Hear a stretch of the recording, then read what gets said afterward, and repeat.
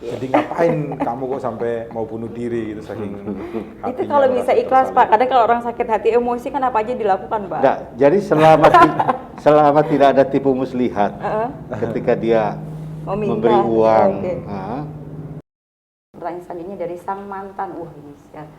Untuk udah modal banyak buat pacar sampai bisa merenovasi rumahnya, ternyata selingkuh dan sama ortunya katanya mau dinikahkan sama orang lain. Ini bisa dipidanakan atau gimana?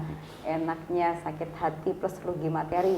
Kalau materi sih nggak apa-apa lah, masih bisa diatur. Kalau sakit hati dan kecewanya itu loh bikin emosi. Terima kasih, semoga itu dijawab. lawan Pak Yos. Ini sering terjadi Pak. Di dalam hukum itu tidak diatur, Mas. Tetapi di dalam ibadah itu diatur. Jadi kalau Anda merasa hatinya sakit, obatnya berdoa sama berbuat baik lagi sama orang lain.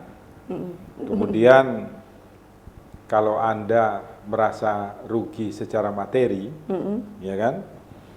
Materi itu tidak ada pemiliknya di muka bumi ini kecuali Tuhan.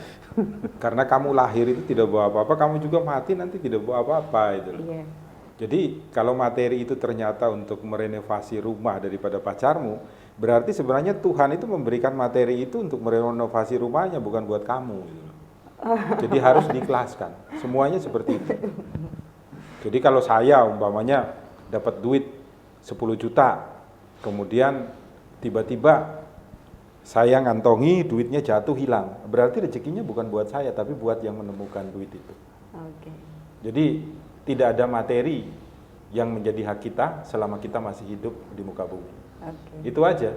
Jadi ngapain kamu kok sampai mau bunuh diri gitu saking hatinya. Itu kalau bisa merasa ikhlas tersalah. Pak, kadang kalau orang sakit hati emosi kan apa aja dilakukan Pak. Enggak, jadi selama tidak ada tipu muslihat, ketika dia Meminta, memberi uang, oke. atau mengerjakan atau Tapi merenovasi itu rumah, tidak mungkin tipu Nggak usah. muslihat Pak Bernard. Biasanya orang kalau lagi jatuh cinta itu kan apa saja dikasih. ya berarti Nanti setelah berarti orangnya bukan tinggal case dia hukum kalau begitu. Bukan kasus hukum, karena biasanya dengan rela memberikan ya Pak. Ya, Kadang tidak minta pun dikasih. dikasih itu. Oke.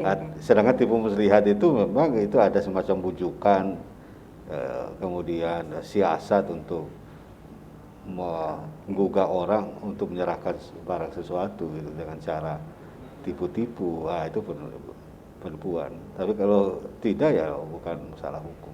Oke, baik. Ini untuk emasnya sang mantan tadi untuk lebih diikhlaskan saja ya Pak, bisa jadi nanti ada penggantinya. Ya amal lah, anggap sebagai amal. Ya, bukan punyanya dia juga.